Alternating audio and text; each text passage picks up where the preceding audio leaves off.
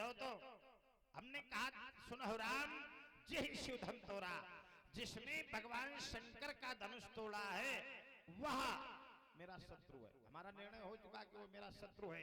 पर तुम जो कह रहे हो दास तुम्हारा, तो सेवक वो होता है जो करे सेवकाई। ये राम की बात पर मैंने कहा, अगर वो सेवक है तो सेवकाई का कार्य करे। और जानते हो सेवकाई क्या है? स्वामी की सेवकाई है क्या? पैर दबाना सेवकाई नहीं है। आज्ञा सम न सुसाहिब सेवा। स्वामी की आज्ञा का पालन किया जाए, इससे बड़ी कोई सेवा नहीं होती है। अगर धनुष तोड़ने वाला, यदि धनुष तोड़ने वाला सेवक है तो मेरी आज्ञा का पालन करे, वो हमारे सामने आवे। क्यों नहीं कर रहा है? ये हमने कहा। अगर वो सेवक है राम तुम कह रहे हो, तो वो आज्ञा सन्न साहिब सेवा, आज्ञा पालन करने के बराबर कोई दूसरी सेवा नहीं होती है। तो वो हमारी आज्ञा का पालन करे, हमारे सामने आवे, हम उसे देखना चाहते हैं। तो मेरी बात ये थी, तुमने दुनिया भर का ढेर लगा दिया।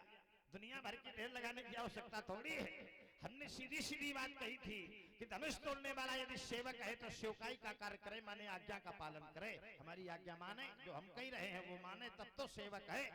अच्छा, लोग बहुत ऐसे होते हैं आजकल। आचार्य जी बोले हम तुम्हारे तो हैं, हम तुम्हें तो मानते हैं लेकिन तुम्हारी नहीं मानते। बहुत ऐसे लोग हैं, तुम्हें बहुत मानते हैं पर तुम्हारी नहीं मानते। देखो, तुम्हें मानो चाहे न मानो, लेकिन तुम्हारी जब तक न मानोगे तब तक सेवक नहीं हो सकता है, जब तक वो आज्ञा नहीं। अब बहुत ऐसे लोग, और हर घर में हम देख रहे हैं वर्तमान में, माता पिता को तो मानते हैं लेकिन माता पिता की नहीं मानते। पिताजी जो कहा है वही न करी है। बोले हम बहुत मानते हैं पिताजी को, क्या मानते? यदि मानते हो तो पहले उनकी मानो, जो वो कहा है वो करो। तो यदि धनुष तोड़ने वाला सेवक है तो जो हम कहें वो करे, तब वो सेवक, तभी सेवक हो सकता है। मैंने कहा धनुष तोड़ने वाला मेरा शत्रु है, तो लक्ष्मण ने कहा देखो, जन्म से कोई किसी का शत्रु नहीं होता है। को वह शत्रु हो, को वह मित्र। पूछा गया कौन शत्रु है, कौन मित्र है? तो शास्त्रों ने कहा ना कश्चित कश्चित मित्रम, ना कश्चित कश्चित रिपुम। ना कोई किसी का मित्र होता है, ना ही किसी का कोई शत्रु होता है। तो शत्रु मित्र बनता कैसे है? तो कहा व्यवहारेण ही जायन्ते, व्यवहार से शत्रु मित्र का जन्म होता है। अच्छा, ईमानदारी से आप लोग बताओ, धनुष तोड़ने वाले को मैंने शत्रु माना है तो काहे से माना है? उसके व्यवहार से ही तो माना है। उसने व्यवहार शत्रुता का किया है, उसने भगवान शंकर के धनुष को तोड़ा है। यद्यपि तोड़ने वाले को हम नहीं जानते किसने तोड़ा है, तो हम व्यक्ति को जान करके संबंध नहीं बना रहे हैं, उसके व्यवहार को देख करके ही शत्रु बना रहे हैं। तो जो तुमने सिद्धांत बताया है हम उसी सिद्धांत पर चल रहे हैं। काहे भाई, चल रहे कि नहीं भाई?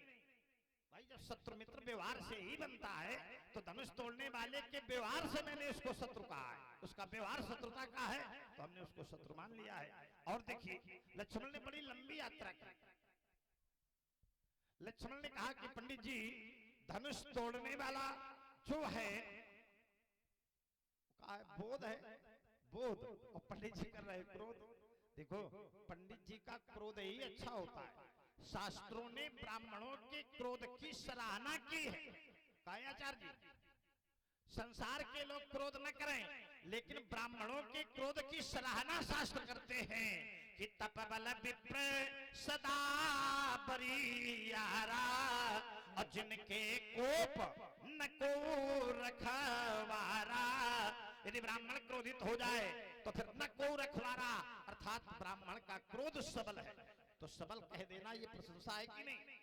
ये नहीं कहा गया कि हाँ विप्र पूज्य, वो कह रहे कि सुन गंधर्व सुनामो तो ही, अमोहिन सुहाए ब्रह्म कुल द्रोही। ब्राह्मण चाहे श्राप दे रहा हो, चाहे मार रहा हो, चाहे कठोर बोल रहा हो, फिर भी वो पूजनीय रहता है। तो ये ना बताओ बेटा कि पंडित जी को क्रोध है। और देखो, ब्राह्मणों का क्रोध शास्त्रों ने कई जगह इसकी प्रशंसा की है। बोले मंगल मूल विप्र परितोषु, और दहाई कोटि कुल भूसुर रोषु। यदि ब्राह्मण को रोष आ जाए, क्रोध आ जाए, तो सामने वाले के करोड़ों कुल नष्ट हो जाते हैं। तो बताओ प्रशंसा किसकी है? क्रोध की सराहना। तो शास्त्र ब्राह्मणों के क्रोध की सराहना कर रहे हैं, इसलिए हमें न बताओ कि पंडित जी क्रोध में है। ब्राह्मणों को क्रोध में रहना चाहिए, इसलिए हम क्रोध कर रहे हैं। और देखिए लक्ष्मण ने कहा, लक्ष्मण की जो मूल प्रस्तुति है, लक्ष्मण ने कहा कि बहुत हम ही तोरी लड़काई, लड़काई में हमने बहुत सी धनिया तोरी है, तब आपके द्वारा कोई क्रोध नहीं किया गया। आज एक ही टूट रहा है, एक ही टूटा है, तो इतना क्रोध है। अच्छा यह बताओ लड़काई का इन इनके अकेले आई है का? तुम लोगन के कोह के लड़काई आई है कि नहीं आई? लड़काई की अवस्था तो सबके जीवन से जुड़ी होती है। ईमानदारी से बताओ दादा, जो लड़काई में करत रहा वो आज करत हो, और जो लड़काई में अच्छा लगता था वो आज करोगे तो अच्छा लगेगा? वो अच्छा न लगेगा। तो लड़काई में जब तुमने बहुत नहीं तोड़ी तो तुम्हारी लड़काई थी, इसलिए क्रोध नहीं था। और अब लड़काई तो है नहीं, अब तो 12 बरस के हो, 12 बरस के हुई के वह लड़काई करी हो, तो वही व्यवहार होगा समाज से जो हम कर रहे हैं। यही होता है कि नहीं? शास्त्र कहते हैं लड़काई के लड़का को सब लोगों ने देखा है, हमने भी देखा, आप लोगों ने भी देखा कि जब लड़का कछु अचय करे करही तो गुरु पितु मातु मोद मन भरही। लड़काई का लड़का उद्दंडता करता है तो माता पिता गुरुजन बड़े लोग प्रसन्न होते हैं, अच्छा लगता है। लड़काई का लड़का अपनी तोतली भाषा में यदि अनुचित बोलता है तो समाज के लोग उसे सुनते हैं और प्रसन्न होते हैं। वह लड़का इतना बड़ा हो जाए फिर वैसे का है वैसे बोले तो अच्छा लगेगा।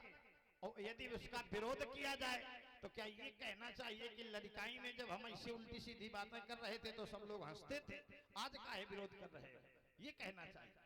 तब तुम्हारी लड़काई थी इसलिए तुमने बहुत नहीं तोड़ी, जब दुनिया तोड़ी तो अच्छा लग रहा था, आज लड़काई नहीं है। अब इतने बड़े होकर के तोड़ फोड़ करोगे तो मारे जाओगे, कोई न रोक पाएगा। वही हम कर रहे हैं। लक्ष्मण ने कहा कि पंडित जी इस धनुष के प्रति में क्या कोई ममता है?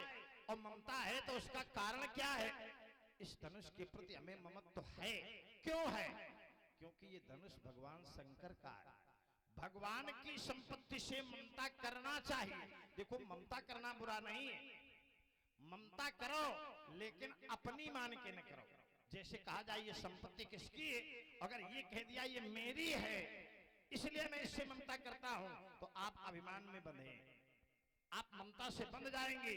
और अगर ये कह दिया जाए ये सब भगवान का है तो उससे प्रेम करो, अच्छी बात है। एक भक्त कहता है कि संपत्ति सब रघुपति कहे आही, सारी संपत्ति हमारे स्वामी की है इसलिए हमें इससे लगाव है, इसलिए हमें इससे प्रेम है। तो ये धनुष भगवान का है इसलिए हमें इससे ममत्व है। रहन बालक कालवश बोलत पहिन सभार धन ही संत प्रारिधन विदिश सकल संसार, विदिश सकल संसार। है राजा के लड़के तो काल के वशीभूत होने के कारण संभाल कर नहीं बोल रहा है, उन धनुओं की समानता इस भगवान शंकर के धनुष से कर रहा है। चलिए आपके शब्दों पर, क्योंकि आपकी जो शब्दावली है उस पर पुनः विचार करने की आवश्यकता है, क्योंकि जब तक विचार नहीं किया जाएगा तब तक कोई भी परिणाम निकल करके बाहर नहीं आएगा। विचार करता हूं, आपने कहा रेनब बालक काल बस बोलत तो ही न संभार धन ही धन त्रिपुरारी धन विदिश सकल संसार। आप कह रहे राजा के लड़के तू संभाल करके नहीं बोल पा रहा है। बहुत सही, इस बार आपने बहुत अच्छा दांव लगा दिया हम पर। कह रहे तू संभाल करके ही नहीं बोल पा रहा है। अच्छा मैं क्या नहीं संभाल करके बोल पा रहा हूं? मैंने महात्मा परशुराम जी के सामने ऐसे कौन से अनुचित भरे शब्दों का प्रयोग कर दिया है जिस कारण से महात्मा परशुराम जी कह रहे हैं कि राजा के लड़के तू संभाल करके नहीं बोल पा रहा। और उसके लिए महात्मा परशुराम जी ने एक उपमा दिया है, रे न बालक काले बस।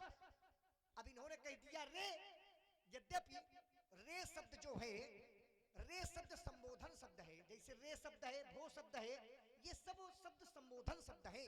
अपने से छोटों के लिए रे शब्द का प्रयोग किया जा सकता है, अपने से छोटों के लिए भो शब्द का प्रयोग किया जा सकता है। तो आपने रे कहा तो यहां तक तो हमको अनुचित नहीं लगा, लेकिन रे के आगे जो शब्द आपने लगा दिया है कि काल बस, कह रहे रेनप बालक काल बस, कह रहे राजा के लड़के तू काल के बसीभूत हो गया है। यानी काल, काल किसे कहते हैं? काल माने होता है यमराज, काल माने होता है समय। महात्मा परशुराम जी कह रहे हैं कि लक्ष्मण तू अभी थोड़ी देर बाद मेरे परश के द्वारा मिथिला अंतर्गत मारा जाएगा। इस पर विचार करता हूं। आपने कहा कि लक्ष्मण तू काल के वशीभूत हो गया है। इतनी जल्दी सुनो, तुम्हारा संतुलन बिगड़ गया होगा, लेकिन लक्ष्मण का संतुलन नहीं बिगड़ा है। सोच समझ करके बोलना जो बोलना है, ऐसे न बोल देना कि नहीं लक्ष्मण तू काल के वशीभूत हो गया है। लक्ष्मण इतनी जल्दी इसलिए काल के वशीभूत नहीं हो सकता है, उसका कारण है, और उसका कारण यह है कि लक्ष्मण जिनके साथ में रहता है वो स्वयं कालों के भी काल है। कभी कभी लोग कह देते हैं कालों के काल कौन है? अब इस पर थोड़ा विचार कीजिएगा। लोग कहते हैं कालों के काल है महाकाल, तो महाकाल तो कालों के काल है, लेकिन लक्ष्मण जिस काल के साथ में रहता है वो कालों के भी काल है। और वो कालों के काल कौन है? तो कालों के काल के संबंध में बताया गया कौशलेश सुत दशरथ रामा और कालहु जीत सकहि संग्रामा। कालहु जीत सकहि संग्रामा। तात राम नहीं नर भूपाला और भुवनेश्वर कालहु कर काला। जो कालों के भी काल है उनके साथ में लक्ष्मण रहने वाला है। तो इतनी जल्दी अभी लक्ष्मण को काल ग्रसित करने वाला नहीं है। लक्ष्मण ये नहीं कहता है कि नहीं लक्ष्मण कभी जीवन में मरेगा नहीं। तुम अमरौती खा के आए हो, तुम यहीं न रहो, तुम्हारा बात अलग है, क्योंकि इनका नहीं मरेगा है, हमको मरना है। संसार में जितने लोग बैठे हुए इनको एक न एक दिन इस संसार से जाना है, क्योंकि जो जन्मे सो निश्चय नाशे और जो नाशे सो पुनः प्रकाश है। हमको जाना है, आप लोगों को जाना है। उसी प्रकार से धनुष भी चला गया, क्योंकि जो जन्मे सो निश्चय नाश है और जो नाशे सो पुनः प्रकाश है। संसार में जिसका जन्म है उसकी मृत्यु है, और जिसकी मृत्यु है उसका पुनः फिर से जन्म होता है। ये सब पंडित जी समय का चक्र होता है, समय का, क्योंकि सब दिन होए ना एक समाना। सभी दिन मानव जीवन के एक समान नहीं हुआ करते हैं। कभी सुख आता है तो कभी दुख आता है, तो कभी दुख आता है तो कभी सुख आता है। अगर हमारे जीवन में सुख आया है तो ये मान लीजिए निश्चित कि कभी न कभी हमारे जीवन